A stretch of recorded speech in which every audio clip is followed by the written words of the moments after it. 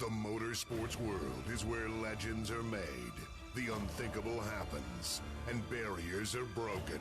One man harnesses the power of an industry every week. This is the General Tire Down and Dirty Show, powered by Polaris RZR, with Jim Beaver. Well, welcome to the General Tire Down and Dirty Radio Show, powered by Polaris RZR. Jim Beaver here, coming off a big event I was driving at, Vegas to Reno. We got a lot to talk about in regards to that. I had Racer Magazine and Marty Fiocca out there, as well as my good friend and rallycross extraordinaire, Mr. Steve Arpin. Knocked out a ton of mileage there at Vegas to Reno. Got a big feature dropping on Racer Magazine, all kinds of content. I'm going to tell you that here in the first hour, kind of recap Vegas to Reno. We've also got a lot of guests, a lot of interviews today. We've got Dalton Kellett. He is a rookie at the Indy 500, going to be running for AJ Foyt Racing. We got him on the show talking about this weekend's big Indy 500 on Sunday.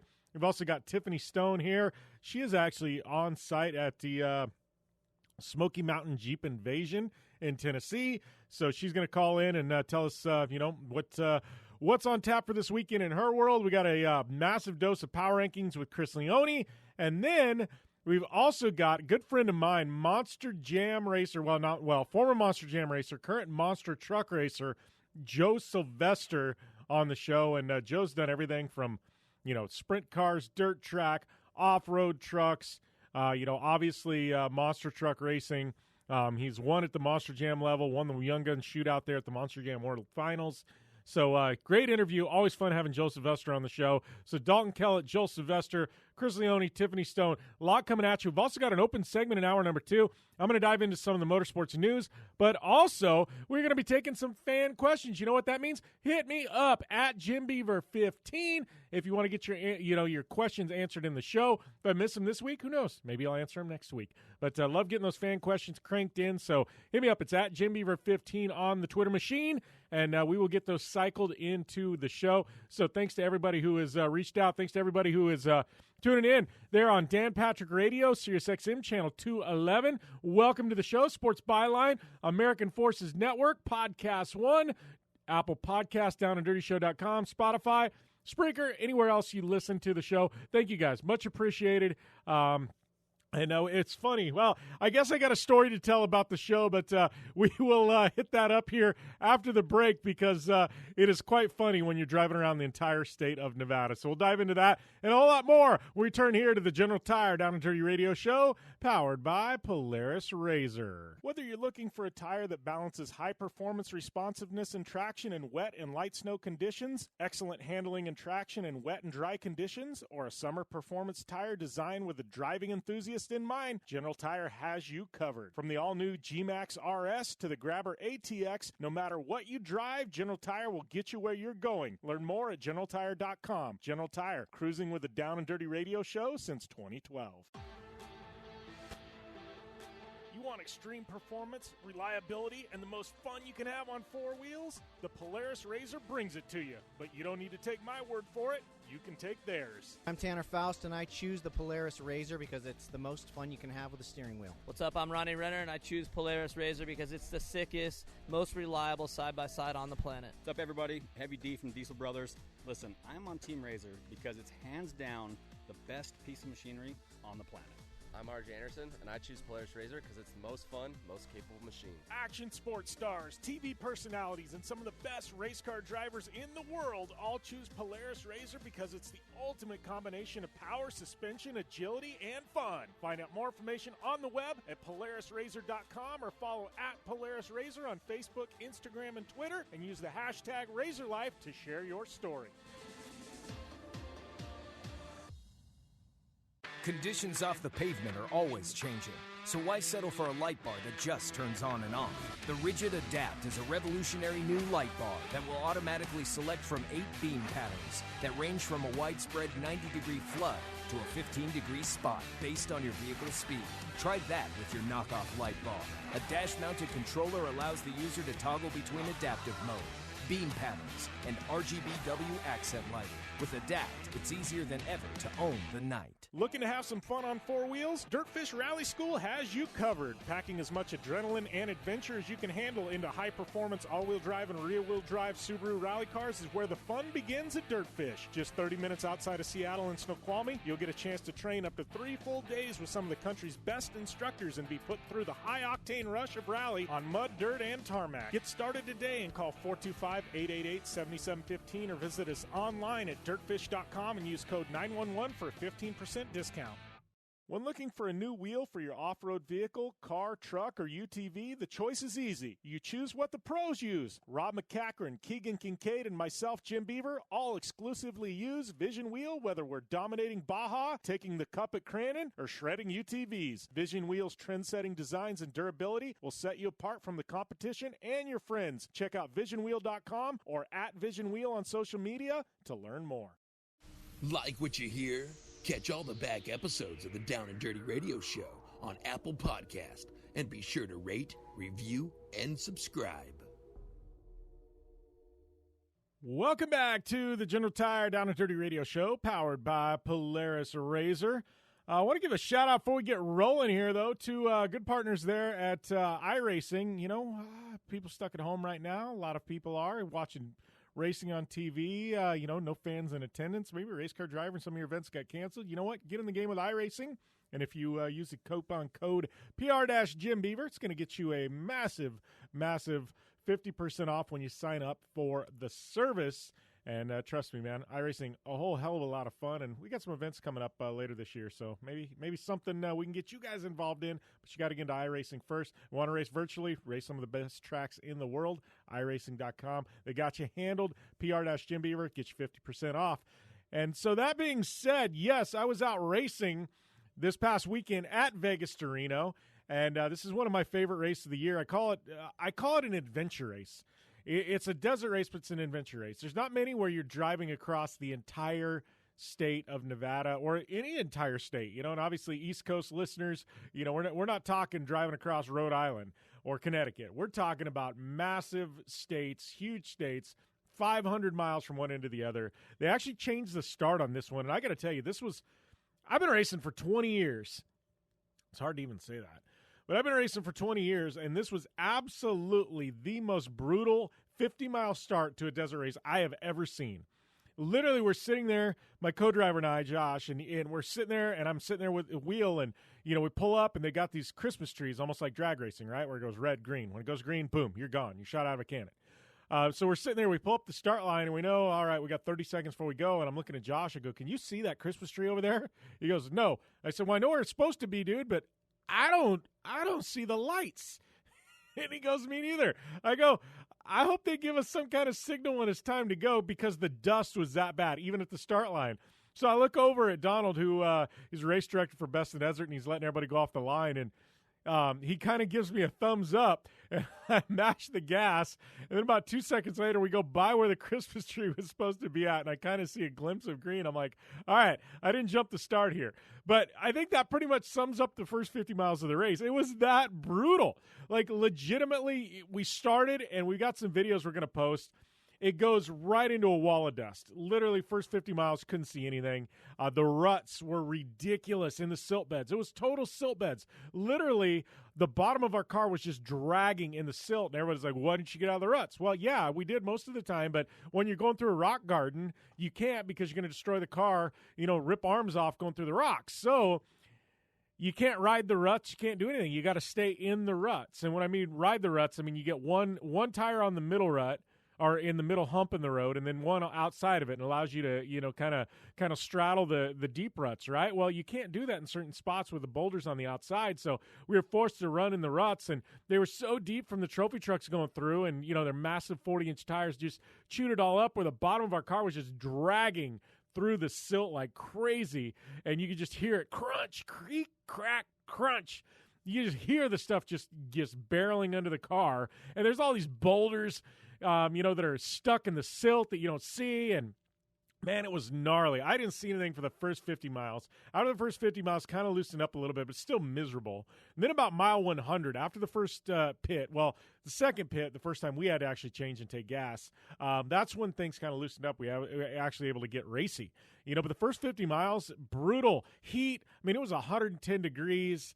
All the cars were overheating. Mine, thankfully, we did a lot of hot weather testing here in Parker, and we were totally fine on that front. But silt, I mean, at one point we changed a belt because we'd been running such hot belt temps, and the guys pulled the case off to change the belt, the UTV belt, and it was just absolutely, literally, it looked like somebody had taken buckets of dirt and put it in the clutch housing. Just freaking gnarly out there. One of the craziest, most brutal races I have ever been in my life. And, it was, we ended up not making it to the finish line. We ended up going, it was a 514-mile race, and I think we went 540 miles. And just because we changed air filters like 3 times in the race, things like that. But somehow I think some dirt got into our transmission and just chewed up some of the gears, and we ended up spitting high gear. And, and it was nobody's fault. It's just when you're racing in such brutal conditions, things like that happen. I know there was a couple of UTV teams lost like 3 front differentials in the race. Like that silt just chews everything up. It's like it's like if you put sand in your mouth and you try and eat a sandwich and all you do is get that grittiness. Like these race cars are just going through that all day, every day in a race like this, and it was just gnarly, man. I haven't looked at the finishing rates to see what they were for Vegas to Reno, but I got to think it had to have been just next level gnarly with the finishing rates. Like I bet it's probably the lowest finishing rate maybe in the history of the race. It was that brutal of a course, and it was actually like 40 miles shorter than normal. That's what's crazy about it. But the start, they changed it. Normally we start in Beatty, Nevada. We started in Armagosa Valley this time, and it was just gnarly, and especially the heat to start things off. Like, man. But I had my good friend Steve Arpin and Marty Fiocca from Racer Magazine there. By now, if you're listening to this, go to racer.com, and you can check out the whole article on on our story and everything that happened at Vegas to Reno. A lot of photos up there and things like that. Make sure and check that out. My buddy Steve Arpin, he's been a guest on the show for a decade now. Professional rallycross driver. Used to race NASCAR for Dale Earnhardt Jr. He was, he did the middle stint. Marty was the anchor to the thing, and I did the first 200 miles. And, man, we had a ton of fun, though. We got a lot of stories to tell. We got press releases coming out, video, a lot of photo content. Man, it was a rad event, and I am definitely looking forward to getting all of our stories out there in regards to the event. Man, it was hella fun. But, it was a bit gnarly. But, the funny thing is you're driving, and literally you've got hours and hours of time to kill. And, we had a couple of, when we do an event like this, we invite, some of our partners out. And I know Brian Hosford from Rigid Industries, marketing director of Rigid Industries, he jumped in a chase truck and went, for the entire event with us. And we had a hell of a lot of fun. He and I were talking, and we were talking about the radio show. And, I know I opened the thing talking about, Dan Patrick Radio, and we air on 200 networks and stuff like that. And, we were talking about some of the places off the beaten path this show airs, and it was one of those where I go, oh, we got some places in Nevada it airs. He goes, really, like Vegas? And I'm like, well, Vegas, yeah. But I said, we got some places like Winnemucca, Nevada.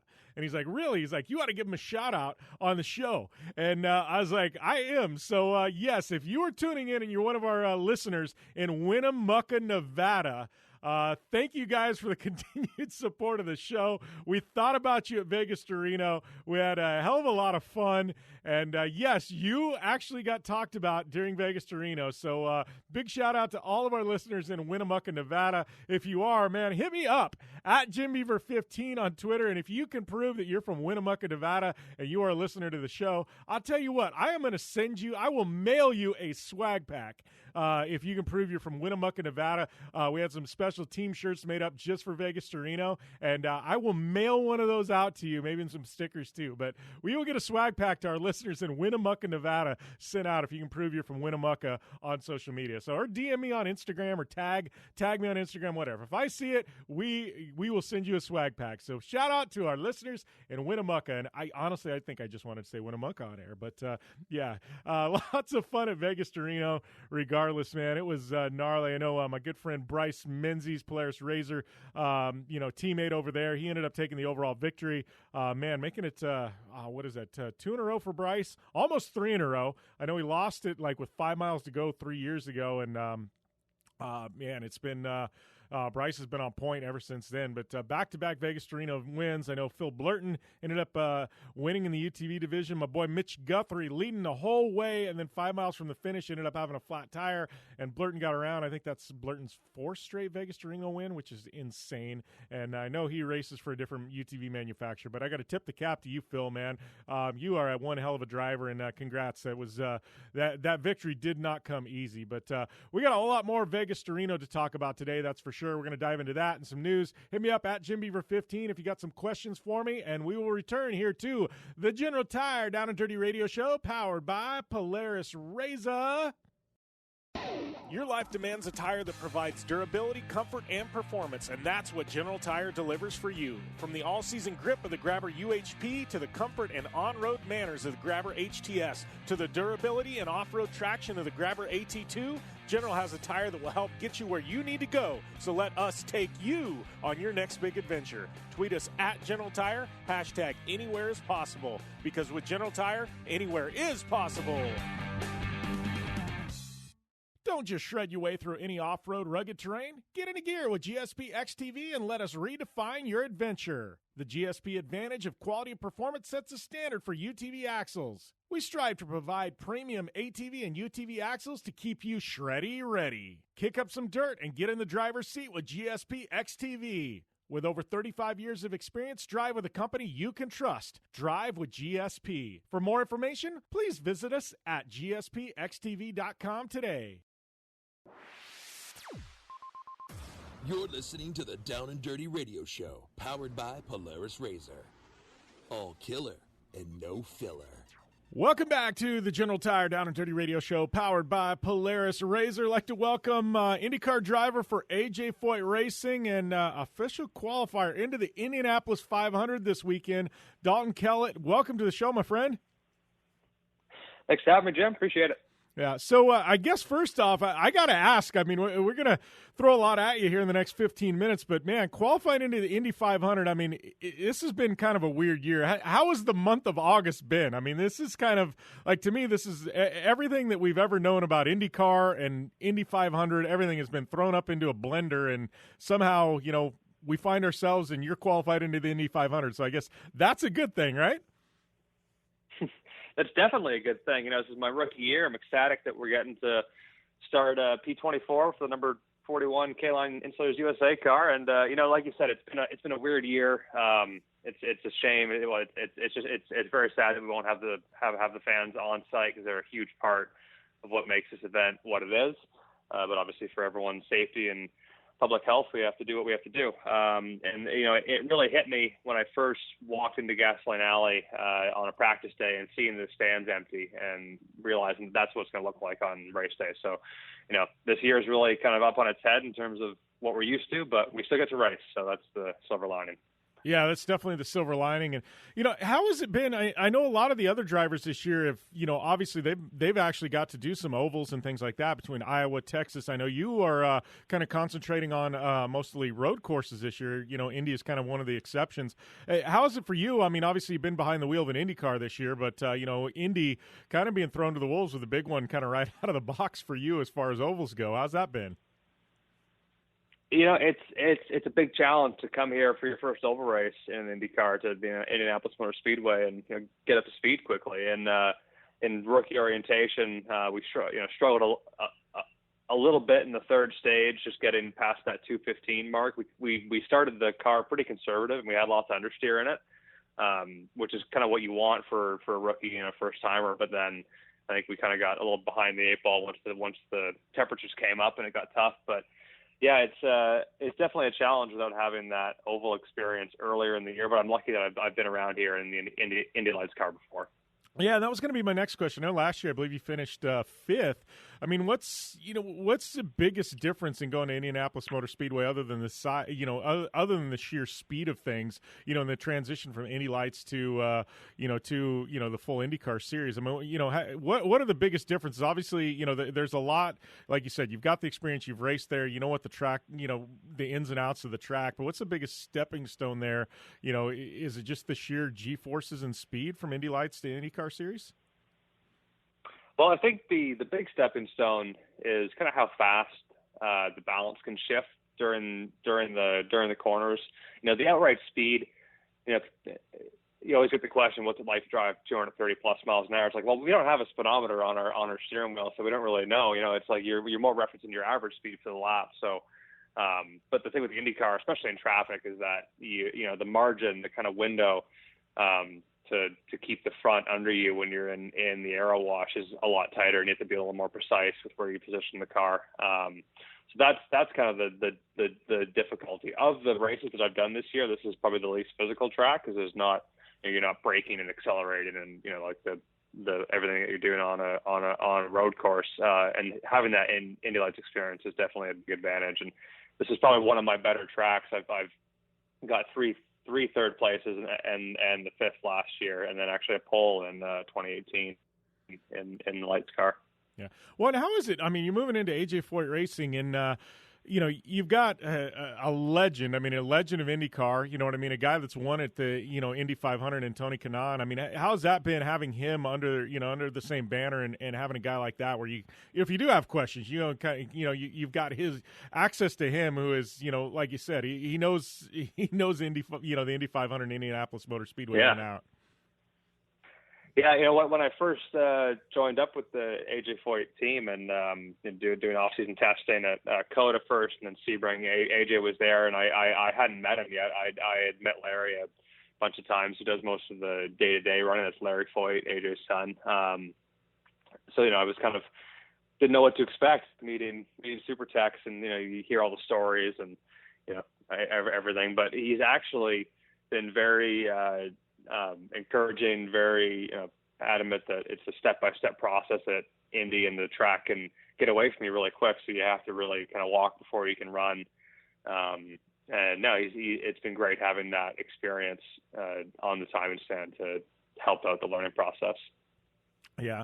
Well, I want to shift gears a little bit. We'll circle back to IndyCar, but obviously I've been doing a lot of studying on you, and I want to talk a little bit about your involvement with STEM. And it's actually kind of interesting because I've got an 11-year-old daughter who's actually in the STEM program at her school and in robotics, and it's actually pretty amazing. But you've really found a way to bridge the gap between the STEM programs that are now in schools and in professional motorsport and things like that. So I kind of wanted to just let you kind of talk on what you're doing there, because I know I've talked on STEM on the show a little bit, and my daughter's involvement in it, and by default my involvement in it. But what you're doing is really connecting a lot of the dots for people who maybe want a future career in professional motorsports, and now there's this gateway to actually kind of pursue it.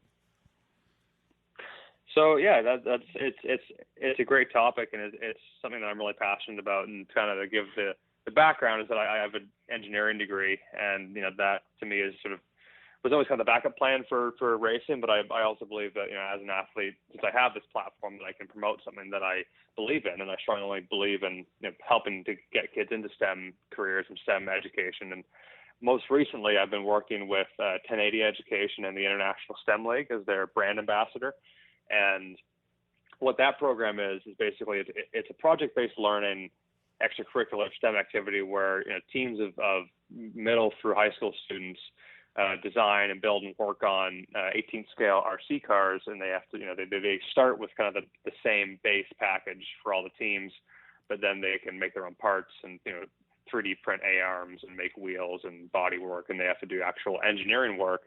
And there's so many tie-ins between that program and the actual work that we do on the IndyCar. So it's great for me to be able to come back to them and say, hey, the work that you're doing on this RC car, even though it seems like a toy and it's fun, but it's very transferable to a career. And if you're passionate about that, then that's something that you can carry on through your education once you go to university and so on and so forth.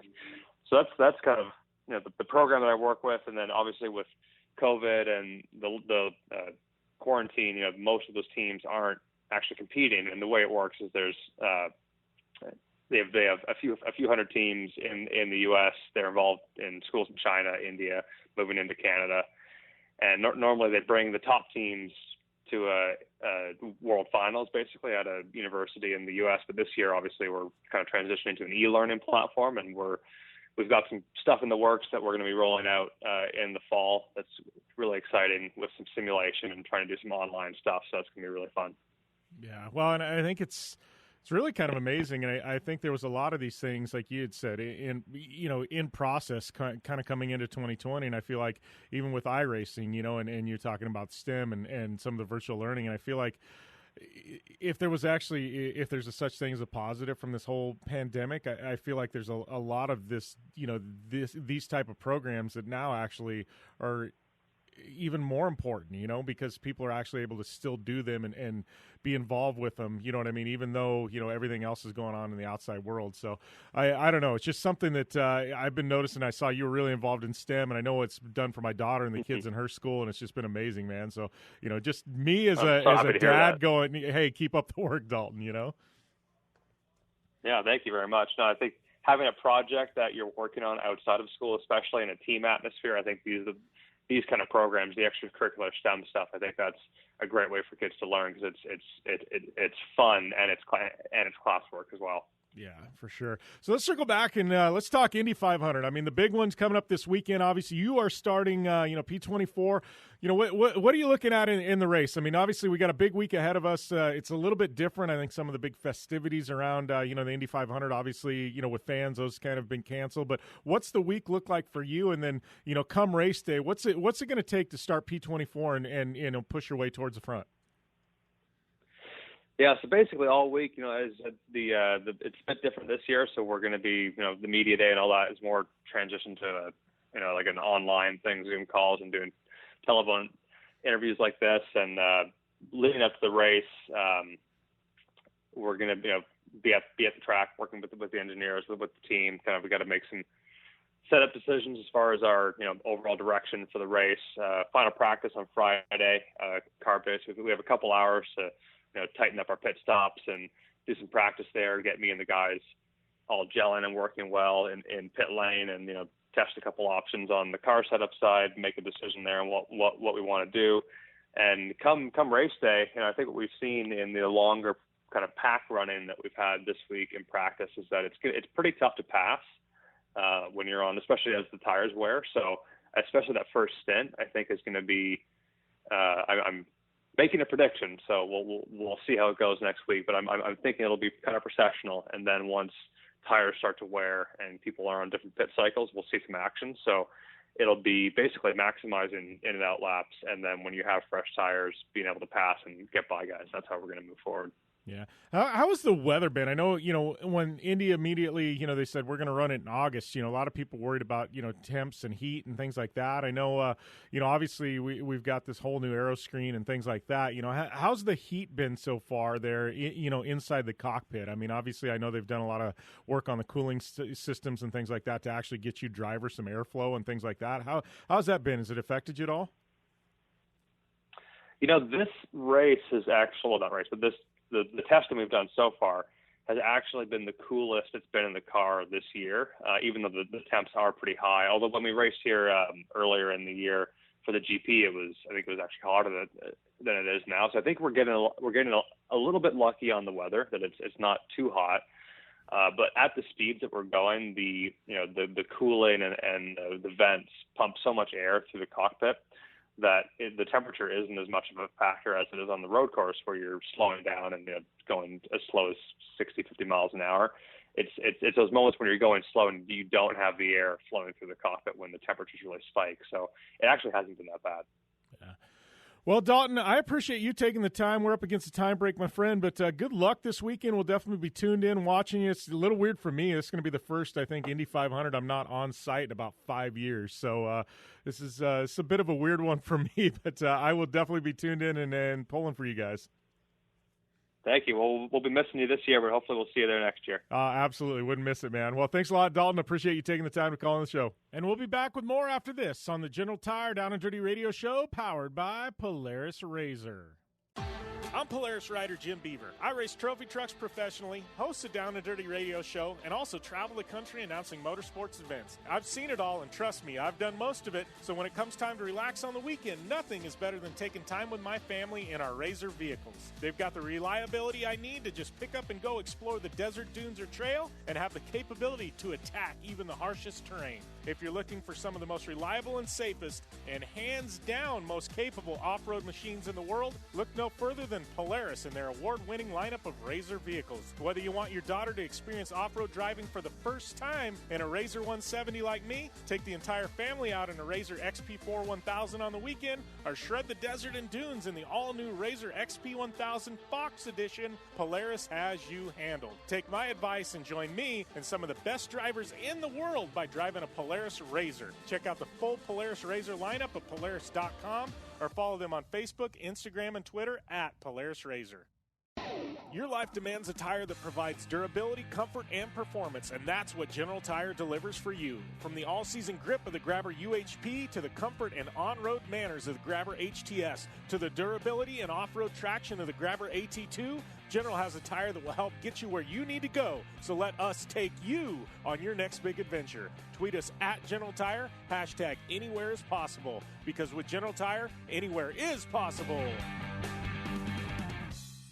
When looking for a new wheel for your off-road vehicle, car, truck, or UTV, the choice is easy. You choose what the pros use. Rob McCachran, Keegan Kincaid, and myself, Jim Beaver, all exclusively use Vision Wheel, whether we're dominating Baja, taking the cup at Crandon, or shredding UTVs. Vision Wheel's trend-setting designs and durability will set you apart from the competition and your friends. Check out visionwheel.com or at Vision Wheel on social media to learn more. Looking to have some fun on four wheels? Dirtfish Rally School has you covered. Packing as much adrenaline and adventure as you can handle into high-performance all-wheel drive and rear-wheel drive Subaru rally cars is where the fun begins at Dirtfish. Just 30 minutes outside of Seattle in Snoqualmie, you'll get a chance to train up to 3 full days with some of the country's best instructors and be put through the high-octane rush of rally on mud, dirt, and tarmac. Get started today and call 425-888-7715 or visit us online at dirtfish.com and use code 911 for a 15% discount.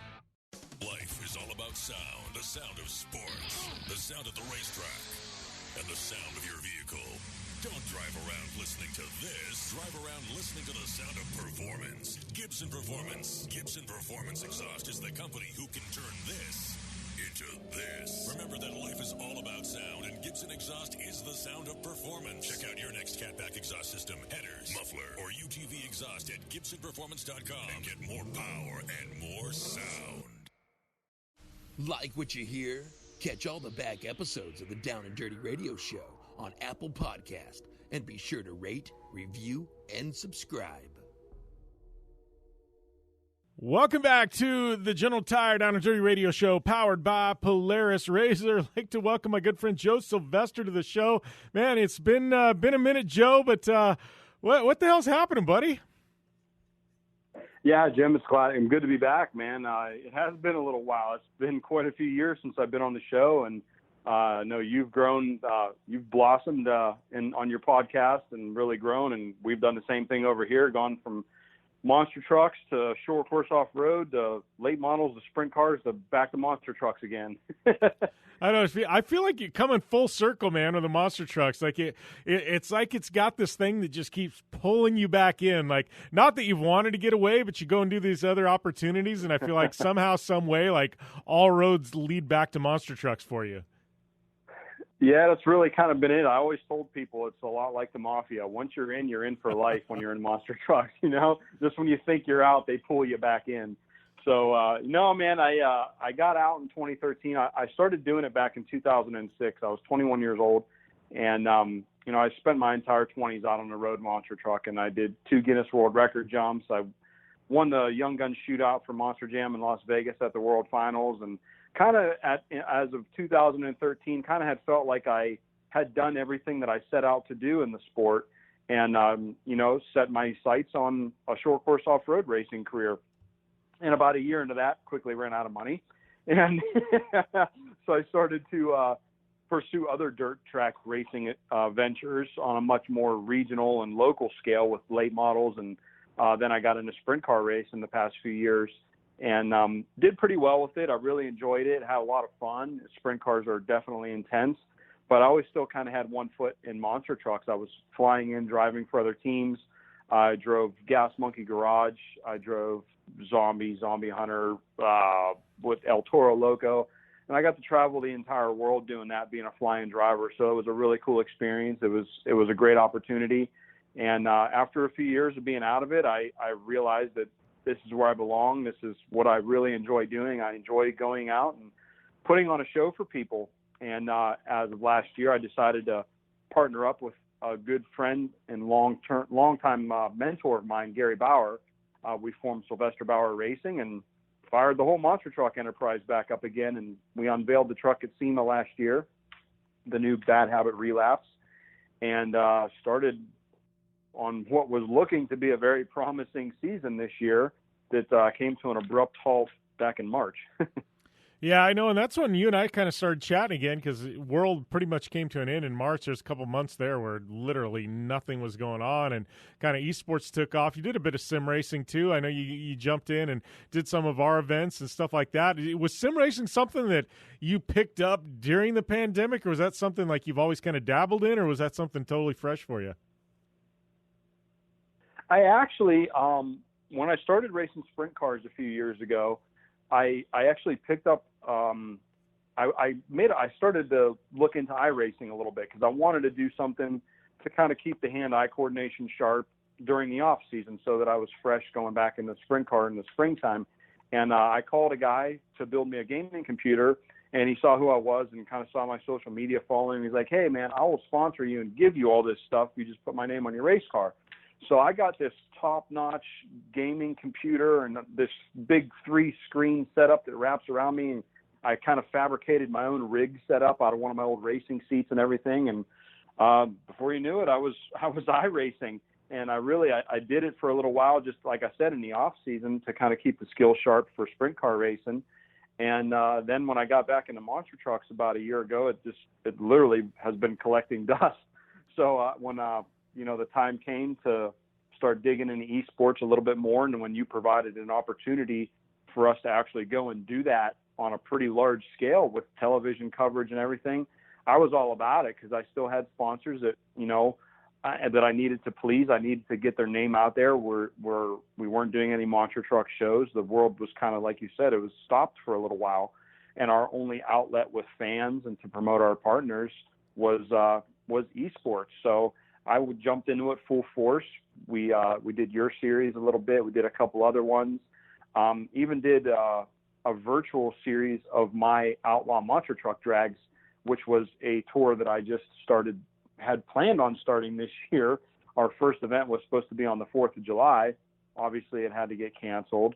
So we did the virtual Outlaw Monster Truck Drags, which was a combination of, just like your series, of real-world racers, monster truck racers with sim racers. And we did monster truck shows and broadcasted it on my YouTube channel. And, it was pretty cool for a little while. It was fun to, get behind the wheel of something and go out there and race and have fun with your friends again. But, definitely ready to get back behind the wheel of something that makes a little bit of noise now. Well, and, starting your own series, what I find is really interesting, and I think a lot of people don't realize in regards to monster trucks is they think monster trucks and they immediately think Monster Jam, and that and this is not taking anything away from Monster Jam, but I don't think what they realize is there's so many monster trucks and so many independents out there kind of floating around, that aren't involved with Monster Jam for one reason or another. And I feel like, what you're trying to do and kind of, give guys an opportunity is kind of rally the troops and say, hey, we've got another option over here,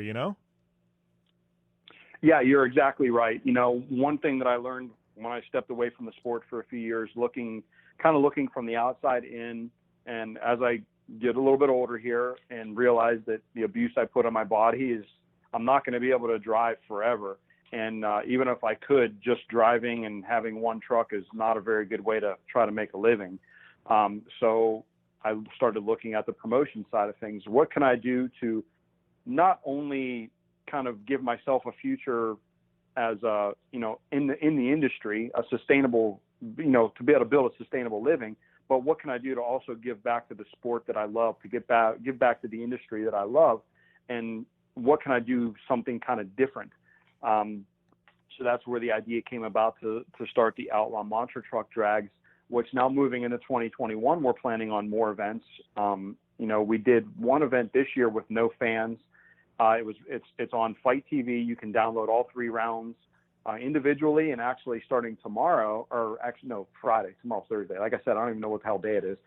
Starting Friday this week on the Fight TV app, you can download all 3 rounds plus some bonus footage of all of us drivers and crew guys sitting around a bonfire kind of discussing what we're doing, why we're doing a show with no fans, that kind of stuff. We filmed this back in June, and we literally did 3 full monster truck shows in 2 days. We did 3 racing shows and 3 freestyle shows, and it's all rolled into one for $9.99 on Fight TV, and it's the first time anything like that has ever been done, and it's on a global platform.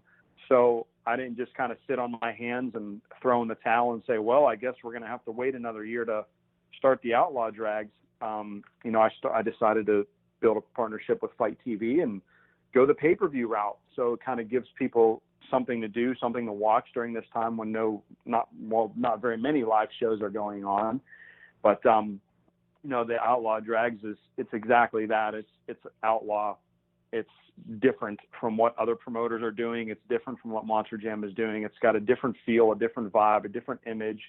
I don't believe in filler acts in between monster trucks. I believe that people come and they want to see monster trucks, so I want to give them all trucks. So we decided to make the Outlaw Drags a series of 3 different divisions of monster trucks, one that is actually brand new and has never been done before, starting with the youth mini monster trucks, which have mainly been exhibition at a lot of other shows, but we're going to actually give them a class to race in now. Youth, they're like half scale trucks, and they're really, really cool. And then it goes up to what we're calling the Pro Mod monster truck class, which is a 48-inch tire class. They're half the weight of a full-size monster truck and as much, if not more, horsepower. So they're really, really nasty vehicles. Most people know them as mega trucks. Okay, they race them in the mud. They have kind of taller, skinny tires for the mud. Basically, I'm giving those guys another opportunity to use their truck in a different way and come perform and race with us in a different class of monster trucks called the Pro Mod class. And then you've got the full-size pro alcohol monster trucks that we're calling it. So you could come to the Outlaw Drags and know that you're not going to see a fire-breathing dinosaur or robots fighting each other or anything like that when you really just want to see monster trucks. So you're going to have 3 different divisions of monster trucks. So we kind of played around with it a little bit with the Fight TV deal that we did.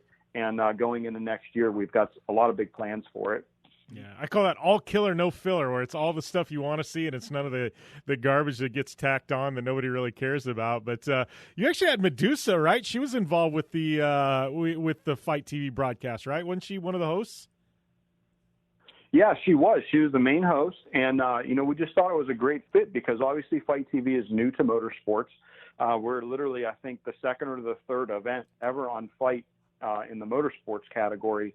And obviously with Medusa's background in professional wrestling, we thought it would be a great tie-in with Fight's already very large database of followers worldwide that are somewhat new to motorsports. So, yeah, one thing I've always admired about you, man, is you've got this going on with you've got your own racing programs, you've got this going on where you're now promoter, and then you've also got like your coffee company. Like you're one of those guys, and I don't think enough professional athletes like actually do this, and you're one of the few that sees the industry for what it is, and it's like I need to have an exit strategy at some point. And you and I both know, like, none of us want to ever even admit that at some point we're going to have to hang up the helmet, but we all kind of know we are, and I feel like you've kind of diversified enough where as that kind of progresses in, like you've got these outlets where you can continue to make money and be involved with things,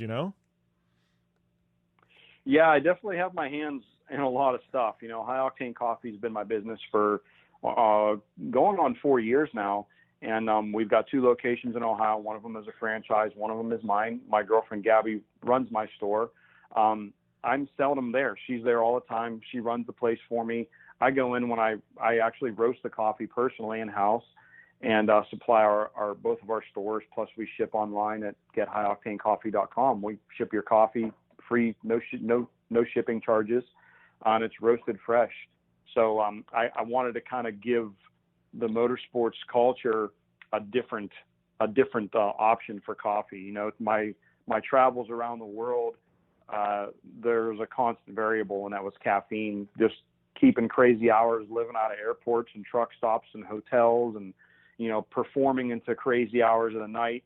I always needed caffeine, so I started going to these small coffee shops all over the world and trying different types of coffee. Once I actually realized that there was more out there than Starbucks and Dunkin' Donuts and the crap that you get at the truck stop or the gas station, realized that there's a lot more to coffee than that. So I would go to all these little coffee shops, and I really found enjoyment in trying different coffee. But the one thing I didn't like was the coffee shops themselves. I didn't like the atmosphere. I didn't enjoy being around the people that were there, and just the general atmosphere. It wasn't me. You know, I'm aggressive. I'm tattooed. I drive monster trucks. You know, coffee shop is not exactly my scene. So I got the idea for High Octane Coffee to be a more aggressive, edgy brand and coffee shop. So the branding is edgy, it's aggressive, and when you go into our coffee shops, you know, it's you feel right at home. You feel like you're in your buddy's garage more so than you do a coffee shop. There could be somebody out in the parking lot doing a burnout. There's loud rock and roll music playing on the radio. It's fun. Yeah, definitely a whole lot of fun, man. I can't wait to get to one of those, one of your coffee shops at some point, man. But speaking of, we only got about a minute left before we hit the time break. But what's up next for you? Obviously, the world's kind of getting put back together. I know it seems like some events are starting to be run in certain areas of the country. What's on tap for you the rest of this year? We actually go down to Daytona Truck Meet at Daytona Motor Speedway in a couple of weeks for Renegade Products, one of my largest sponsors. We actually have a deal with them where we're basically we are their traveling road show. I bring all the product and the tents and the tables and chairs and all that stuff, and I'm their display at these events. And also what we do at some of them, like we're doing at Daytona, I perform a freestyle exhibition for all the fans there at Daytona Truck Meet, just like what we did at the Mint 400. That was a really, really cool opportunity. I've always wanted to go to the Mint 400, never had the opportunity to, because I'm usually always on the road that time of year. And when Matt Martelli told me he wanted me to go perform there, I was like, hell yes, absolutely. And it kind of gave the fans something to do while all the cars and the motorcycles were out on the track. Well, Joe, we are up against a time break, my friend, and we got to take a short commercial break. We'll be back after this on the General Tire Down and Dirty Radio Show, powered by Polaris RZR. Conditions off the pavement are always changing, so why settle for a light bar that just turns on and off? The Rigid Adapt is a revolutionary new light bar that will automatically select from 8 beam patterns that range from a widespread 90-degree flood to a 15-degree spot based on your vehicle's speed. Try that with your knockoff light bar. A dash-mounted controller allows the user to toggle between adaptive mode, beam patterns, and RGBW accent lighting. With Adapt, it's easier than ever to own the night. Don't just shred your way through any off-road rugged terrain. Get into gear with GSP XTV and let us redefine your adventure. The GSP advantage of quality and performance sets a standard for UTV axles. We strive to provide premium ATV and UTV axles to keep you shreddy ready. Kick up some dirt and get in the driver's seat with GSP XTV. With over 35 years of experience, drive with a company you can trust. Drive with GSP. For more information, please visit us at gspxtv.com today. Thanks for tuning in to the Down and Dirty Radio Show. Available live online, in syndication on networks across the U.S., and available internationally on the American Forces Network. Welcome back here to the General Tire Down and Dirty Radio Show, powered by Polaris RZR. Wrapping up hour number 1. Thanks to everybody tuning in to our Power Hour on Sirius XM Channel 211. We're going to bid goodbye to you. But if you want to catch some more, hit us up on Apple Podcasts, downanddirtyshow.com, Podcast One, or flip the dial over there to the Sports Byline Network, and you'll catch hour number 2 or the American Forces Network. But, man, what a great hour number 1. Dalton Kellett, Joe Sylvester, and I got to tell you, we're ramping things up even more for hour number 2. We are bringing it with some power rankings. Yeah, we had a lot of motorsports going on. Formula One, off-road. Man, we had stuff going on at ERX. We had stuff going on at Vegas Reno. We had NASCAR racing at Daytona on a road course they've never raced on before. Indy 500 qualifying. I mean, man, you want to talk about racing? It is back, whether we got fans in attendance or not. I got to tell you, there's a lot for us motorheads to watch on TV and on the internet, and I am excited. I feel like this show is finally getting its mojo back, and we can talk some racing. I got to tell you, it has been far, far too long since we've had a lot to talk about. And we got like pro motocross getting kicked off now too. I forgot to even talk about pro motocross to open the show. So man, we have so much content, so much to get to. I don't know if we're going to have 2 hours. We can even pack it in today. Not only that, but we got Crandon coming up. Yes, the mystical Crandon, the biggest off-road race of the year. That's coming up Labor Day weekend. We got NHRA, US Nats. That's coming up. I mean, I'm excited. Can you guys tell? I am absolutely excited, and I got to tell you, we are going to be bringing it in hour number 2, talking all those stories and a whole lot more, plus fan questions. Still got a chance to get them in at JimBeaver15, and I'll get them answered here in hour number 2. With that, we're going to take a short commercial break. We'll be back after this on the General Tire Down and Dirty Radio Show, powered by Polaris RZR. Want extreme performance, reliability, and the most fun you can have on 4 wheels? The Polaris RZR brings it to you. But you don't need to take my word for it. You can take theirs. I'm Tanner Faust, and I choose the Polaris RZR because it's the most fun you can have with a steering wheel. What's up? I'm Ronnie Renner, and I choose Polaris RZR because it's the sickest, most reliable side-by-side on the planet. What's up, everybody? Heavy D from Diesel Brothers. Listen, I'm on Team RZR because it's hands down the best piece of machinery on the planet. I'm RJ Anderson, and I choose Polaris RZR because it's the most fun, most capable machine. Action sports stars, TV personalities, and some of the best race car drivers in the world all choose Polaris RZR because it's the ultimate combination of power, suspension, agility, and fun. Find out more information on the web at PolarisRZR.com or follow at Polaris RZR on Facebook, Instagram, and Twitter, and use the hashtag RazorLife to share your story. For 100 years, General Tire has provided tires for your lifestyle, your adventure, your anywhere. Born from competition, the Grabber tire offers the durability and off-road traction you demand in a tire. We put these tires to the test in the harshest off-road racing conditions to give you a tire that will make your anywhere possible. So let us take you on your next big adventure. Tweet us photos at General Tire, hashtag anywhere is possible. Because with General Tire, anywhere is possible. When looking for a new wheel for your off-road vehicle, car, truck, or UTV, the choice is easy. You choose what the pros use. Rob McCachran, Keegan Kincaid, and myself, Jim Beaver, all exclusively use Vision Wheel, whether we're dominating Baja, taking the cup at Crandon, or shredding UTVs. Vision Wheel's trend-setting designs and durability will set you apart from the competition and your friends. Check out VisionWheel.com or at Vision Wheel on social media to learn more.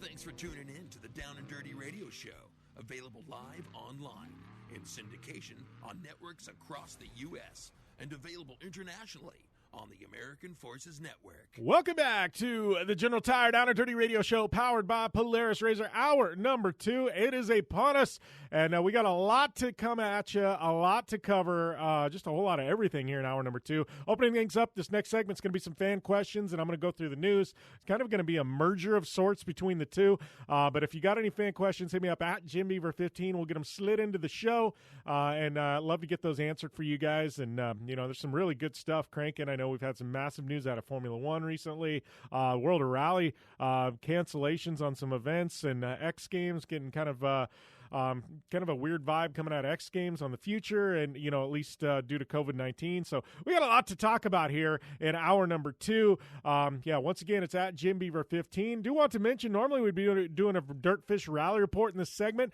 Don't have a lot of rally news to talk about right now, but hit us up.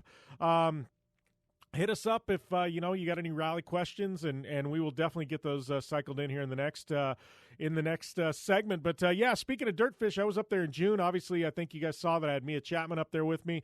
If you guys want to go to Dirtfish, it's a rad place to go. Trust me, especially now with everything going on. They are open. They are running full tilt.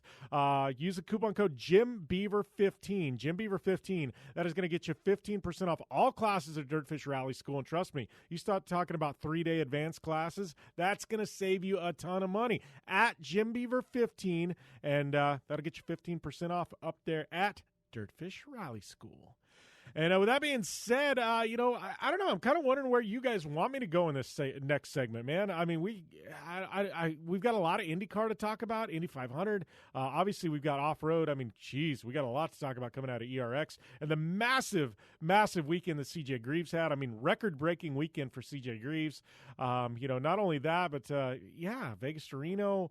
Man, there's so much to talk about. I'm kind of drawing blanks here into even where we start. It's like when you've got 20 things to do, it's like you kind of get overwhelmed. It's like, all right, where do you start? Or do you just go down the list and start checking off the boxes? I don't know, man. It's gonna be interesting. I think I'm gonna shoot from the hip in the next segment. That's what we're gonna do. Just gonna shoot from the hip. But not only that, but Polaris RZR dropped their new lineup of vehicles here. About a week or so back, and that's a whole hell of a lot to talk about in and of itself. 2021 units are out there in the wild now. So we got a lot to talk about. We'll return here to the General Tire Down and Dirty Radio Show, powered by Polaris RZR.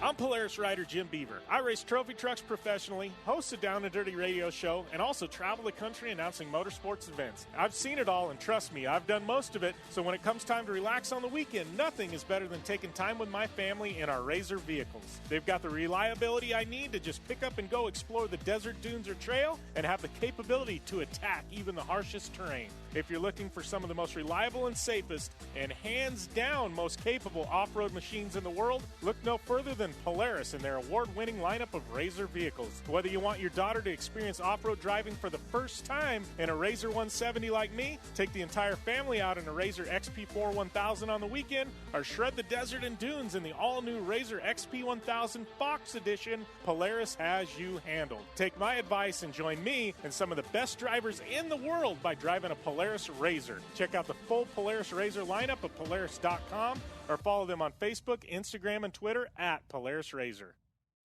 Your life demands a tire that provides durability, comfort, and performance, and that's what General Tire delivers for you. From the all-season grip of the Grabber UHP to the comfort and on-road manners of the Grabber HTS to the durability and off-road traction of the Grabber AT2, General has a tire that will help get you where you need to go. So let us take you on your next big adventure. Tweet us at General Tire, hashtag anywhere is possible, because with General Tire, anywhere is possible.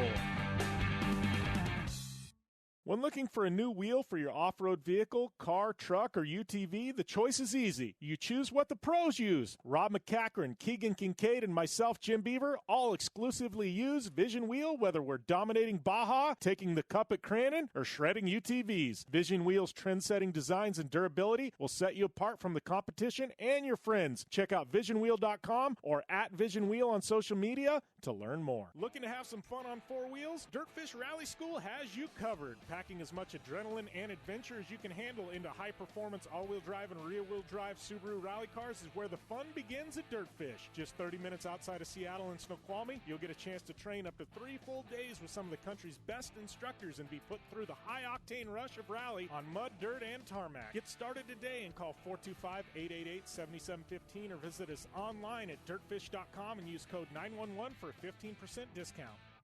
Life is all about sound, the sound of sports, the sound at the racetrack, and the sound of your vehicle.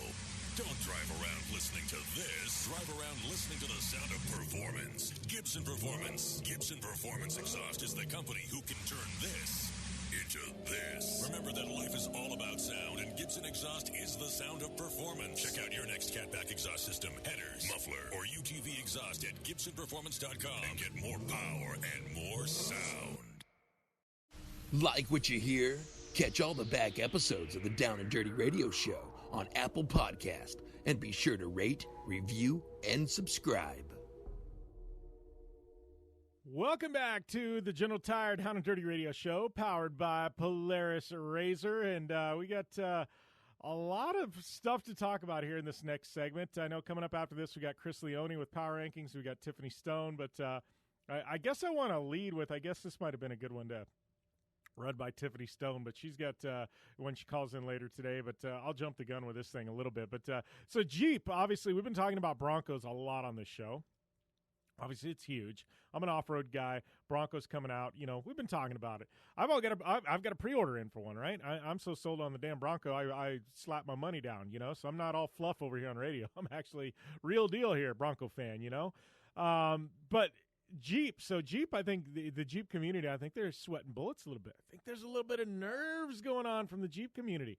Over 150,000 pre-orders. That was as of like 3 or 4 weeks ago. I bet you it's closer to 200K by now. But Jeep put out this flyer basically on all the advantages of the Jeep over the Bronco. And I got to tell you, it's actually kind of humorous. I mean, the stuff that they've got where the Jeep is actually better than the Bronco at, I mean, it's stuff like so like with a Jeep, when you take off the doors, the mirrors come with it. Well, the Bronco knew this was a problem, so when you take off the doors, they left the mirrors on the car so they're still functional, right? They're on the front fender. Well, Jeep is now claiming that this is actually a benefit of the Jeep, losing the mirrors so that when you're driving off-road, you don't have to worry about hitting them on things. And I'm like, all right, so losing a safety feature now makes this a selling point? Like, I don't know. There's stuff where, you know, it also says, like, Jeep has a fold-down front window, right? And, whatever, Jeep fold-down front window. I don't know how many people like to fold down the front window, even when they have the doors and the roof off. Like, you know, I'd prefer not to eat bugs. But I'm just looking, like, some of this stuff is just, like, bizarre.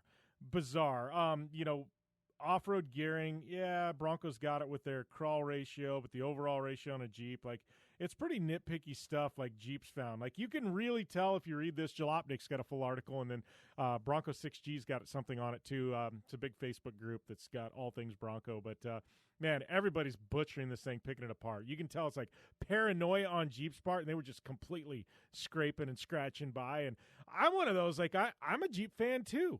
Like, I'm a Jeep fan. I'm a Bronco fan. But, like, I like both. There's spots, like, you know, solid front axle, legitimately selling point for Jeep for some people. You know, Bronco's IFS front. You know, it's like Jeep on this. It's like total, just roll with it, Jeep. Step up your game and, you know what? We got a legit competitor. Bronco's coming out swinging. We're going to up our game. But no, they just sat back, and then it was like they were wowed by the Bronco, and now it's like, oh, crap, we need to put something new into production, and they haven't yet. So, I don't know. Interesting. Very, very interesting.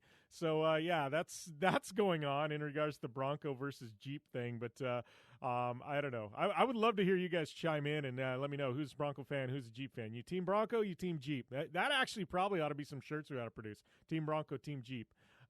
see what sells better. But, yeah, so that was something, you know, that popped up. Obviously, I got to talk about ERX here for a minute. Because we don't have time to really dive in and cover the event today because we've got so much going on. And, you know, I really need to have CJ Greaves on the show at some point, though, because let me tell you, that kid, what he accomplished at ERX was insane, absolutely insane. So CJ Greaves swept Pro 4. Now, last year, wouldn't think so much. Anything other than Crandon and Super Pro 4, not that big of a deal. This year, biggest Pro 4 field in history, Kyle LeDuc's Racing. It's an all-star lineup. Sweeping Pro 4 is not easy. Getting one Pro 4 win is not easy, you know, and he swept the weekend. Huge feather in CJ's cap. Then we go into UTVs. He's running not only Pro Stock and Pro Mod. He takes a victory in each, and he takes a second in each. 4 wins and 2 seconds, I believe, on the weekend. What an insane weekend. I don't know that has ever been accomplished in off-road history before. We're going to have to dig deep into the archives. Like, legitimately, you want to talk about a statement weekend by CJ Greaves against some of the best in the business. Used to be that the guys around the Midwest were hiding out from the guys on the West Coast. Not so much anymore. Midwest is where it's at, and it might just be complete opposite now. And I got to tell you, man, that was an amazing effort by CJ Greaves this weekend. Do not sell this kid and his talent short. Insane. Big shout out to him on the W, on the victory there. The victories that he had there at ERX Motor Park. And I got to give a big tip of the cap to the Carlson family and everybody involved there at ERX Motor Park for getting a second round going, you know, on very short notice. So big weekend for them. So good stuff. All roads now lead to Crandon. We got 2 Midwest short course events left. The 2 biggest of the year. Obviously, June 1 getting rescheduled for late September. Weather ought to be just amazing. And run under the lights then. But, yeah, it's going to be big events at Crandon coming up. Yeah, we've got an even bigger event coming up this weekend. We have the Indianapolis 500. I know Chris Leone and I are definitely going to get into talking about the drama unfolding around the Indy 500. Marco Andretti on the pole, just inching out Scott Dixon. Looked like Chip Ganassi Racing playing a little bit of mind games with Andretti Autosport and with Marco Andretti on I guess to give Marco the provisional pole. Scott backing out, there with about half a lap remaining, and tipping the cap, come back in Fast 9 and pole day, and man, it was a slugfest between Dixon and Marco, and you got to give Marco a lot of credit, man. It's a feel-good story for a month, and for a series that struggled this year for having feel-good stories, but and Andretti on the pole at the Indianapolis 500. Let me tell you, that is definitely big news for the community. And I'm looking right now as we speak. Looks like Pato O'Ward is a rookie at Indianapolis, but he's sitting on top of the charts after Carb Day practice today at Indy. And obviously, some of you are tuning in on SiriusXM. This will be Sunday morning, which will still have him on top of the charts. It's going to be an interesting one. Very, very. We were thinking hot temperatures in August, but it sounds like things are actually a little bit cooler now than they would have been in May. So weather playing into the favorite Indianapolis Motor Speedway. So we're going to have to see how things shake out over the course of this weekend. But I got to tell you, I'm really, really excited about the Indy 500 this weekend. It's man, I feel like we need this event. As a motorsports community, we need it, and I think the TV ratings are going to be through the roof. Not only that, but there's 200,000 people that normally would go that aren't. They're going to be tuned in. I think we could break television viewership records with the Indy 500 this year. So I would love to know your picks to win. Definitely would love to know your picks to win that one. Going through the news, and we've got some fan questions. I know it's a big talk in my group. We've got Jim Beaver's Action Motorsports Discussion on Facebook. Go and check it out. We discuss all things motorsports and action sports. I don't know, all over the place there. But Williams Formula One team, legendary Formula One team, just got sold today. It was announced they got sold to U.S.-based Dalton Capital. So, that puts two American Formula One teams on the grid. Man, for the longest time, we never thought we'd see another Formula One team from the United States. Now I got two, especially with Haas re-upping and saying they're going to give it another go, at least till 2025, I believe. And now Williams being sold to Dalton Capital, going to make two U.S.-owned Formula One teams on the grid. Dalton headquarters in New York. They also have offices in Houston, Texas. Sounds like Formula One is going to be a focus of the acquisition. And, man, it's definitely some exciting news for Formula One and for U.S. F1 fans. Here's hoping at some point we get a U.S. Formula One driver. Yes, please, make it happen. Somebody take Joseph Newgarden and throw him in Formula One. Guarantee he's going to be competitive. But, we didn't get to fan questions. What do you know? Well, maybe we'll roll those things into Project Action, but we'll be back right after this short commercial break. Conditions off the pavement are always changing, so why settle for a light bar that just turns on and off? The Rigid Adapt is a revolutionary new light bar that will automatically select from 8 beam patterns that range from a widespread 90-degree flood to a 15-degree spot based on your vehicle's speed. Try that with your knockoff light bar. A dash-mounted controller allows the user to toggle between adaptive mode, beam patterns, and RGBW accent lighting. With Adapt, it's easier than ever to own the night. Don't just shred your way through any off-road rugged terrain. Get into gear with GSP XTV and let us redefine your adventure. The GSP advantage of quality and performance sets a standard for UTV axles. We strive to provide premium ATV and UTV axles to keep you shreddy ready. Kick up some dirt and get in the driver's seat with GSP XTV. With over 35 years of experience, drive with a company you can trust. Drive with GSP. For more information, please visit us at gspxtv.com today. Thanks for tuning in to the Down and Dirty Radio Show, available live online, in syndication on networks across the U.S., and available internationally on the American Forces Network.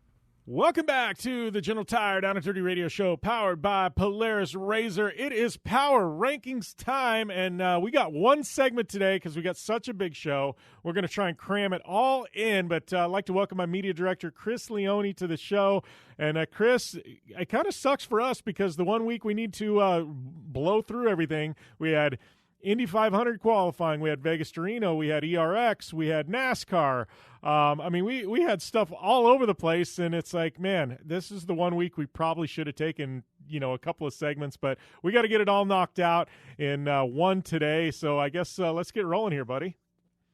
And even Formula One, Jim, which, based on you not naming it there, may not be on either of our lists, even though Lewis Hamilton is continuing to dominate. But yeah, we will jump right in. going to go to number 5. I am going to go to the NASCAR Xfinity Series with the Daytona Road Course. Just that new layout that kind of got thrown together and everybody got thrown to the wolves. And whenever you have a situation like that, I think the cream rises to the top. Austin Cindric taking the victory, and more substantially, 5 wins in the past 6 races, which is something that hasn't been accomplished in that series since about a decade and a half before Austin Cindric was even born. Sam Ard did it in 1983. So some really, really impressive driving from Austin Cindric. And, obviously I've always had a soft spot for him because I was able to work with him for a few years at GRC. Great guy, such an upstanding driver. His dad, Tim Cindric's kind of a living legend, but really impressed with what Austin Cindric has done lately. 5 for 6, and he's number 5 on the list, which should say a lot about the depth we got this week. Yeah, we got a lot of depth this week, and I am going to go to the Nevada desert to kick things off here. And this guy probably could have been number 1 on the list, but I've got him at number 5 because it was such a deep week. But I got to go with Phil Blurton. Chris, 4-time winner of Vegas to Reno, back to back to back to back. This is one of the marquee desert races of the year. This guy has won it 4 times in a row. That is unheard of on this track or any track. It's absolutely insane to see that statistic. Mitch Guthrie looked like he was going to have the best of him, and then right there at the end, about 5 miles out, sounds like Mitchie had a flat, ended up second. Phil Blurton somehow squeaking out a 4th in a row at Vegas to Reno. I got to have 4-time champ Phil Blurton on the list. And I have Phil Blurton on. I am going to stay with Vegas to Reno, though, for my number 4. I am going to go with the trick truck winner in Bryce Menzies, and he's another one who has gone back-to-back in that race. And, as I recall, the first time that I did Vegas to Reno with you a couple of years ago, Bryce, it could have been very well 3 in a row, but yeah. Bryce just kind of had a mechanical just short of the finish. So, that program is it's one of the best in the world. And to me, it's just these desert racing programs, man, these top trophy truck programs, I'd put them up against any race program about in the world, in terms of just how advanced they are, how quick they are, how much they excel at what they do. Bryce is having a great year, was able to take that second straight victory at Vegas to Reno. And so I've got him at number 4. Well, Bryce is on my list. I will get to him, but I'm going to go to Daytona and the road course. You started off with things. I'm going to go cup racing, though. I'm going to go with Mr. Chase Elliott, walking away with the first ever NASCAR race on the road course there at Daytona. And dominating effort, 65 laps, and he led an entire 34 of them. So a great effort by him. Obviously, Denny Hamlin with a great run, as well as Martin Truex. But Chase Elliott, cream of the crop, not only at Daytona, but I got to tell you, he's sitting right up there. He's at the top, man. I think him, Kevin Harvick, and Denny Hamlin. They've all 3 been super, super strong this year. No doubt. Although I will say, Jimmy Johnson being in the mix that late, I was kind of hoping something crazy would happen, and that we might get to see Jimmy at least take 1 victory in his farewell season, because you got to think that a 7-time champion certainly deserves that. For my next pick, number 3, I'm going to go to ERX, CJ Greaves. Man, the amount of talent in championship off-road recently, just the amount of folks that have come over to that series over the past couple of years, kind of a big West Coast influx. CJ Greaves used to dominate the Midwest events, and it just felt like a given that he was going to walk out of a weekend with 3-4 victories. A lot harder now.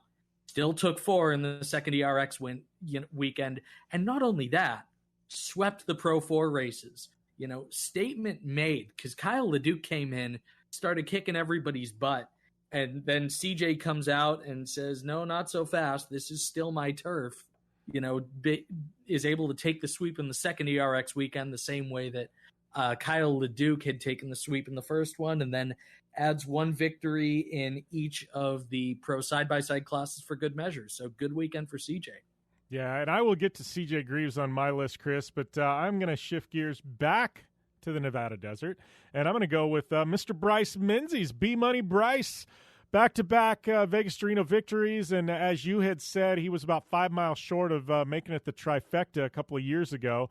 But Bryce, back to his winning ways, for all the reasons you said, just a dominating effort there at Vegas to Reno in one of the most stacked trophy truck fields or trick truck fields we've seen in recent memory. And this was a big race, with some of the Bajas getting canceled. I know it's still up in the air whether the San Felipe race or the Baja 500 is going to happen. So Bryce winning a big one here. I had him on my list at number 3.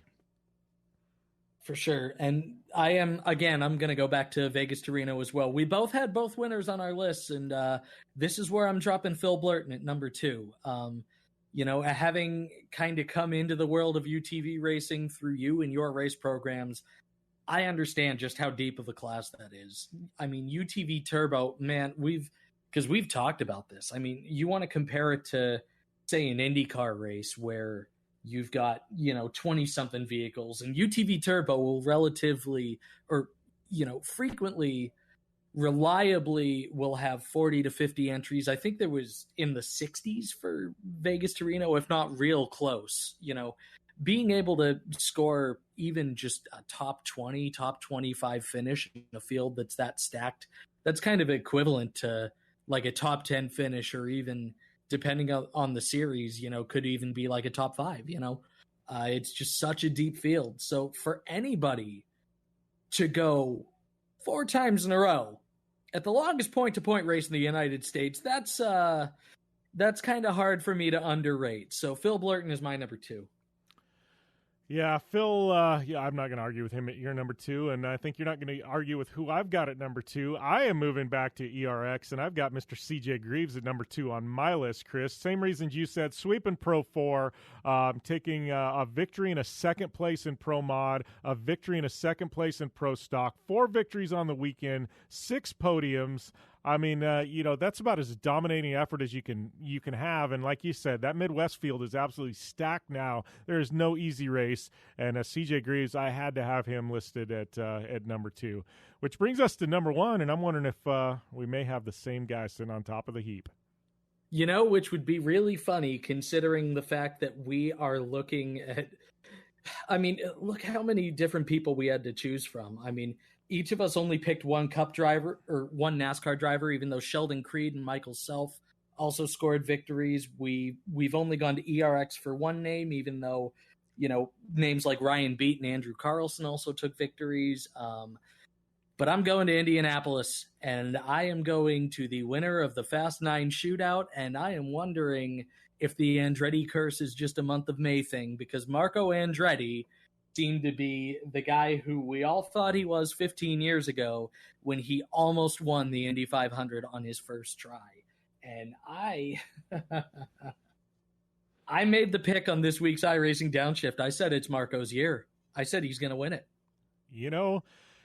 We needed, as a motorsports community, a feel-good story. And I think having an Andretti on the pole at Indianapolis is about as feel-good as you can get. And I got to tell you, he earned that. I mean, you look at, he was a provisional pole sitter, but Scott Dixon had that hella fast run, and it looked like he called it off, on the last lap, and it looked like he may have been able to clip Marco. And I think that was just Chip Ganassi playing mind games at the time.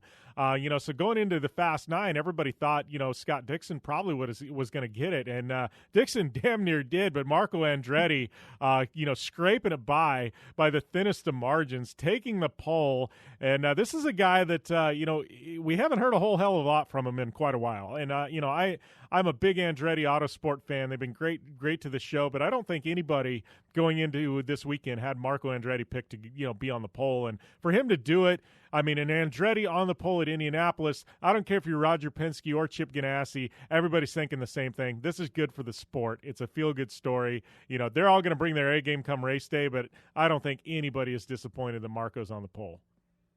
Oh, man. Can you imagine what the reaction is going to be if Marco wins this race, though? And it's going to be such a heartbreaker to not have fans on site if he's able to do it. But you know what? I don't think the milk discriminates. I don't think the Borg Warner Trophy discriminates either. And I don't even think the month of the year discriminates. I think if you win an Indy 500, you win an Indy 500. And if this ends up being the year that Marco Andretti takes it, I don't think he's going to complain, even without some of those traditions.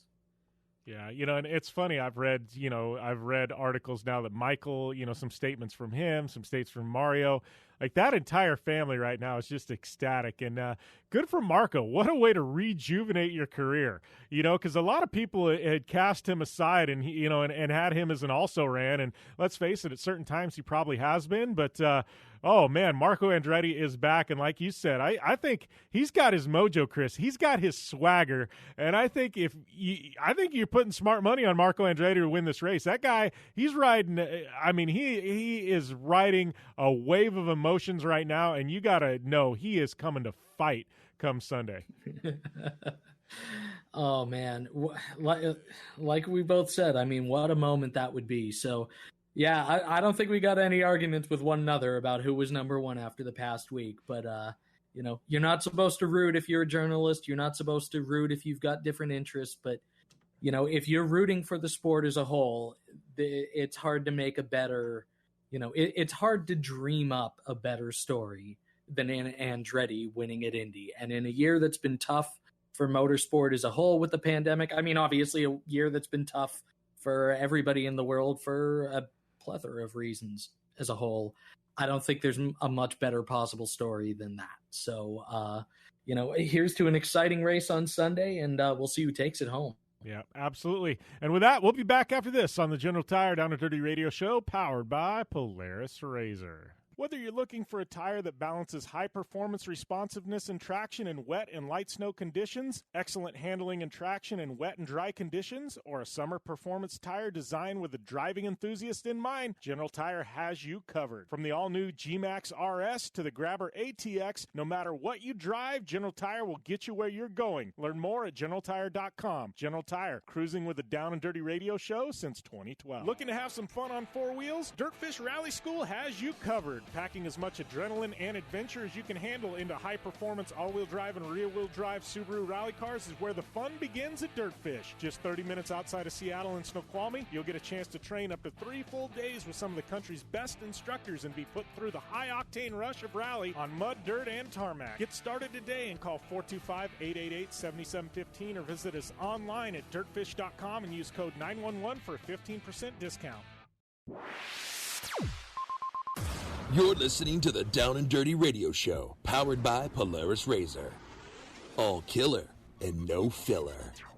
Welcome back to the General Tire Down and Dirty Radio Show, powered by Polaris RZR. Jim Beaver, Tiffany Stone here. I am getting back from Vegas to Reno, back on the grid. Tiffany Stone is T-Stone. I don't know, you're kind of all over the place. I mean, between Ojibwe Rally, you're going to a Jeep event this weekend. Like, you've got you got a ton of stuff on your plate. I guess it's good to be T-Stone right now, because there for a while you were sitting on your hands in Detroit wondering what the hell you're going to do with your life. Yeah, pretty much. Just got back from ERX on Sunday, got into my driveway at 11 p.m. Eastern, went to bed, woke up at 6 a.m., went to the Haggerty show that I do every day, and then worked. And then I worked at Haggerty and the TV studio yesterday, and now I work this morning and on my way to Pigeon Forge, Tennessee for the Smoky Mountain Jeep Invasion, of course, with Vision Wheels. So excited. I've actually never been to Smoky Mountain Jeep Invasion, so it's going to be a first time for me, something a little bit different. I don't think there's going to be any dirt, so that is definitely going to be different for me. But other than that, just super happy. The weather's great right now. The drive's pretty easy. And, I mean, you're in the mountains. Is there really anything better than that? I got a feeling you're going to Tennessee. You're going to, like, home of moonshine and whiskey. Like, this is going to be, like, Jeeps, moonshine, whiskey, Tennessee. I'm looking at this going, man, this could actually be the most fun event you do all year, Tiff. I think it is, minus maybe Fall Crandon, because Fall Crandon's pretty legit, too, with the cheese curds and with the chicken wings. Yeah, chicken wings and cheese curds, and they got that Spotted Cow beer up there too. So we got to give. I got you. Yeah, we'll have to see. You're lucky you got them like I don't want to say back-to-back because you got Ojibwe mixed in, but you've got them like pretty close to each other, so you'll be able to really, really judge which one's going to be better. But this could be interesting. I'm kind of excited. Like, you're going to a new event. How often do you and I get to go to new events? It's like a rarity because we've been to so damn many of them, and we go to so many. Like, I feel like it's not very often that we get to go to something all new for us, you know? No, and this is kind of exciting because, of course, I get to bring my Jeep Lucifer down there, and I just put the new skid plate on, the new shocks that were put on actually before Easter Jeep Safari. You and I were talking about that. I put the new Fox shocks. They're the factory racing, the 3.0s with the piggyback on there and internal bypass and just all of this amazing stuff. And then Easter Jeep Safari gets canceled, so I don't even get to use them. But excited to go here. And then I do have some friends that are doing an event called the Great American Crawl, and they're going to be in Windrock, so it's not that far. So maybe on Sunday I'm hoping I can meet up with them. It's just a bunch of the Trail to SEMA peeps, so they are very special to me since they have seen the conception of Lucifer, and they've really helped me be and push where I am today. So it'd be nice to be able to see those people too. Man, you got a lot going on. So you get back from ERX. We'll talk about ERX in a minute. You're heading to this, and then when do you go to Ojibwe? Next weekend, correct? Yeah, I will work at the studios all week next weekend, Monday through Thursday, leave straight from the studio and drive to Ojibwe, which is 12 hours away. Yeah, and so, then you turn around and you go to Crandon right after that. Correct. So I'm going to stay in Minnesota for 2 days instead of coming back down and then go straight to Crandon on Wednesday after Ojibwe. But, Jim, I do not mean to cut you off, but I'm looking at my odometer right now, and I am hitting right about, 42,000 miles I have on Lucifer in 2 years. It's funny, and I called this 2 years ago. I'm going to take full credit right here, like 100% credit. That Jeep you were supposed to do a giveaway with. It was supposed to be like a promotional Jeep, and you're doing like all this legwork into it. And I'm like, there's no way she's going to give this Jeep away. And you're like, oh, no, we're going to give it away. And then all of a sudden you're like, yeah, I'm going to keep it and I'm going to buy it. And you bought it. And I'm just telling you, like, I don't know, Tiff. There was that thing when you started building it, I swear, it was like you two were attached at the hip. Like, I don't know if somebody can be attached to and married to their vehicle, but you are so married to Lucifer, which is weird because that's saying you're married to the devil. But you and that Jeep is like, no, you guys are like two peas in a pod. 100%. You never know. And like they always say, Jim, the devil's in the details. And I messed up a few details and I didn't tell anybody that I wasn't going to give it away. But no, it's just exciting to be able to do something like this. And I wanted to do it correctly. And if I wanted to really do something and be in the off-road market and really push something where if I give away a Jeep, it's going to do a lot of beneficial things for many different people, I just wanted to have a little bit bigger platform. And I realized where I was at that moment, I didn't do it correctly and I wasn't going to have the full potential I wanted. And you know me, if I'm going to do something, I'm going to do it correct and I'm going to make sure I do it right. So in a few years, that'll probably be it. And who knows, maybe I'll just end up giving away Lucifer, which probably won't happen. Let me backtrack that. Lucifer, you're great. I'm not going to give you away. But, you know, maybe one day I'll be like, hey, you could win Lucifer possibly. Yeah, only way that works is like for charity because your car is listening to you right now going, you realize I'm out of warranty. I can be really evil to you right now. And so just saying, you don't want to be mentioning that when you're driving the car and it's out of warranty because Lucifer will be like, yeah, we're going to decide to have a problem here. We'll give Tiff a warning. We'll just make it cost $600-700 but the next time, you know, it's going to be $5-6 grand. So I'm just saying, your Jeep, it's listening. You don't want to talk that way. No, that's why I just just pat down the steering wheel, be like, no, Lucifer, you're good. We were just talking about Lucifer on the Haggerty show this morning, so it's all good. He knows I love him. Yeah, I was going to say, does your cat ever get jealous of the Jeep? JoJo, she does, but she likes riding in the Jeep. It's really funny because I'll put in the second row, the headrest can fold flat. So sometimes I just catch Joe sitting on top of the headrest that's folded flat, just like peeping out the window. I'm a little sad because not every hotel is pet friendly, and so I don't want to break any rules, but if it was definitely pet friendly, she would be here with me. So I kind of miss her on my road trips, though. Yeah. So that being said, I know road trips. You just got back from ERX. I was actually racing Vegas to Reno. I didn't get to tune into 1 second of the live stream. Take us through the weekend. I know there was some rain. Heard there was some insane Pro 4 racing. I mean, what's the takeaway from ERX 2.0, I guess? I know I heard the fans weren't quite as thick as they were a month ago, rightfully so. I mean, it was kind of, the event was put together in a couple of weeks, and, those fans just saw something, a month ago. So I don't think anybody expected to have full packed house like they did, previously. But take us through the weekend, Tiff. What's the takeaways there? Because I heard the racing was just top-notch. No, racing was great. The rain came through, I think, on late Friday evening. It was really, really crazy. It was, if you've ever been to ERX, especially a few years ago, I think in 2017, you would have known about the crazy, crazy weather that we had there. It was exactly like that. It just came in and it rained so hard. It was great, though. All in all, like you said, the Pro 4 racing was ridiculous. On Saturday, there was a heated battle between, Kyle LeDuc and CJ Greaves, and CJ came in the last few turns, took the inside, and just kind of, I lightly say, bumped Kyle out of the way. But then, came back, and it was ridiculous. Andrew Carlson put the Pro Mod on top of the box, so shout out to them and the whole Carlson team. I don't know what it would be like to be Andrew Carlson. Your name's on the whole motorsports team. Your parents are part of the ERX complex. That's a lot of weight to put on your shoulders, especially back-to-back type of race weekends with just Lena in between, So good job to him. And then he was having a great, amazing Pro 4 race. Something happened. One of the one of the wheels got bent. But other than that, he drove amazing. All of the other guys, they were doing such a great job. Then, you got Ryan Beat coming in here. Keegan Kincaid was doing a great job. I was looking at Kyle Kleiman on Saturday as well. Kyle Kleiman is just flying in the Pro 2. Had a chance to talk to him early Sunday morning before the racing and talk to him about what it's like to kind of go into the Pro 2. And Kyle was just saying, at first when I got the truck, I got it from Mikey Vanden Heuvel. Mikey Vanden Heuvel took that Pro 2 and won the championship last year. So it's a championship-winning truck.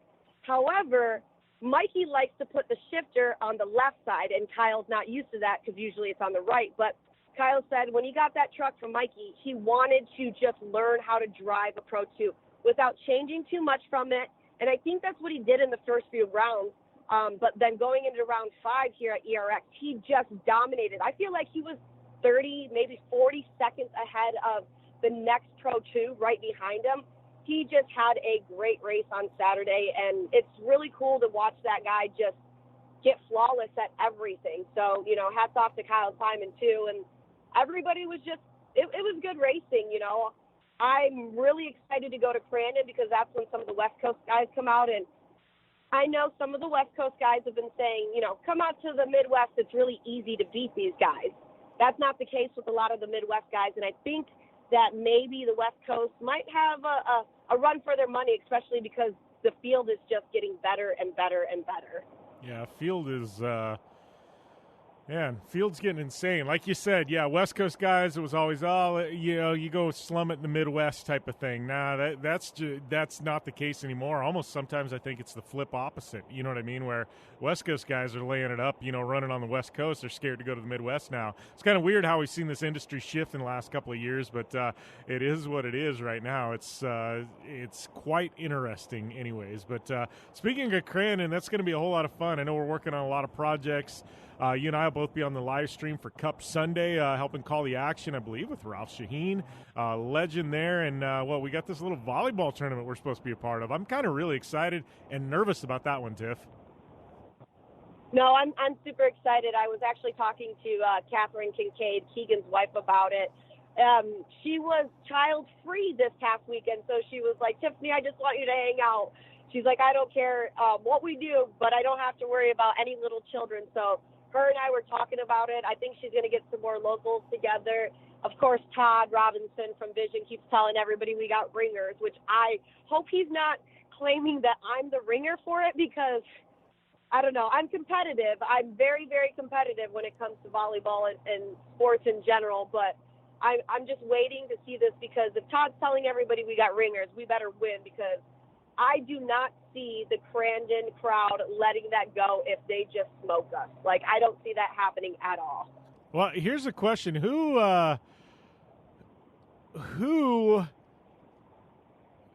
does Keegan have playing for him? Is Catherine playing for Keegan? Because I'm kind of thinking we need to kind of make this rivalry and pull Catherine over to our team. Make her compete against her husband. I think she could probably play some volleyball. I think she can play volleyball too, but I think Annie, which is her brother, or I'm sorry, Keegan's brother, Corey, fiance, I think they're part of it. I don't know. Like, we were talking about it, and I wouldn't be surprised if, like, Tito or Chaz, which is also really good friends with Keegan, and you've probably seen Tito at some of the races as well. I wouldn't be surprised if they were even a part of it. I don't know. I kind of want to just show up and then not worry about it because every time I worry about things, I just freak myself out where I should just show up, know my skill level, and then just kind of dominate. But don't tell Catherine that, just in case if Catherine beats us. Well, I know I'm already thinking, I'm like, all right, who do we know that's tall, who's athletic? And I'm like, oh, Travis Pastrana's racing back there. I wonder if I can pull TP into ours. I wonder if he's actually ever played volleyball. He's tall, though, and he's athletic. I don't know. Maybe I'm shooting from the hip here. We're just throwing names out there. Who the hell are we going to get on our team, right? Todd, maybe Todd's got something. I don't know. He says he's got ringers. Maybe he does. I know it's definitely not me. Well, maybe we should talk to Travis. Be like, hey, Travis, I know you like to win, and I know you just want to be the best at everything. Why don't you come play your hand at volleyball a little bit? I'm trying to see who else we could get that is tall. Marty's pretty tall. Maybe Marty would play on our team. Yeah. Marty Fioca. Marty's wife, she seems like she'd be pretty athletic, and she's pretty tall. Maybe we get Susan on the team. Oh, yeah. Ooh, Susan, that would be a good one, too. I don't know. Richie's pretty tall, Richie Kuloff, but I think he might – I don't know if he'd be a part of the Crandon side, especially since Tina is, like, the head boss lady there. Like, Tina, shout out to her because she does a lot to make sure that fall Crandon runs. And now the fact that it's back-to-back with only a few weeks in between, Tina's probably just got her head deep in everything. But shout out to Tina for just making sure Crandon is flawless. Yeah. Well, Tiff, we are up against the time break, but you have some fun at Smoky Mountain Jeep event this weekend, and we'll talk to you next week. Awesome. Thank you. And we'll be back after this on the General Tire Down and Dirty Radio Show, powered by Polaris RZR. Want extreme performance, reliability, and the most fun you can have on four wheels? The Polaris RZR brings it to you. But you don't need to take my word for it. You can take theirs. I'm Tanner Faust, and I choose the Polaris RZR because it's the most fun you can have with a steering wheel. What's up? I'm Ronnie Renner, and I choose Polaris RZR because it's the sickest, most reliable side-by-side on the planet. What's up, everybody? Heavy D from Diesel Brothers. Listen, I'm on Team RZR because it's hands down the best piece of machinery on the planet. I'm RJ Anderson, and I choose Polaris RZR because it's the most fun, most capable machine. Action sports stars, TV personalities, and some of the best race car drivers in the world all choose Polaris RZR because it's the ultimate combination of power, suspension, agility, and fun. Find out more information on the web at PolarisRZR.com or follow at Polaris RZR on Facebook, Instagram, and Twitter, and use the hashtag RazorLife to share your story.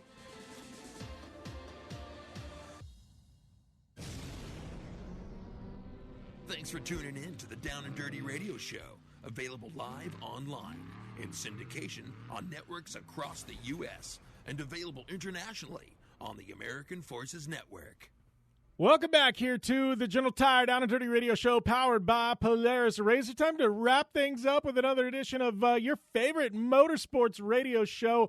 Thanks to everybody, whether you are tuning in on Sirius XM Channel 211, Sports Byline, American Forces Network, Podcast One, DownandDirtyShow.com, and everywhere else, right? Well, Spotify. I mean, we're all over the grid here. KLPZ and our friends in Winnemucca, Nevada for a shout out. How's that? Hit me up on social media. It's at JimBeaver15. Would love to hear from you. We also have Down and Dirty Show accounts, Jim Beaver Esports accounts, and all kinds of written content dropping at downanddirtyshow.com. So make sure and check all of that stuff out. Lots of good content, always cranking. You're looking for a coupon code at iRacing. Don't forget, it's PR-Jim Beaver. And if you use the coupon code JimBeaver15, that's going to get you 15% off at Dirtfish Rally School. Big savings up there at the Fish.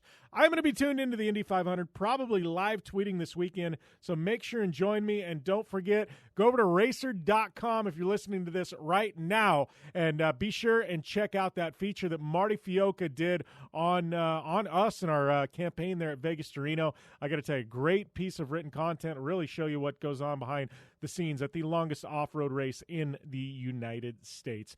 All right, I think it's about time for me to sign off for this week. You guys be safe. Have a great, great week, and let's enjoy some Indy 500 this weekend. We'll see you next time right here on the General Tire Down and Dirty Radio Show, powered by Polaris RZR.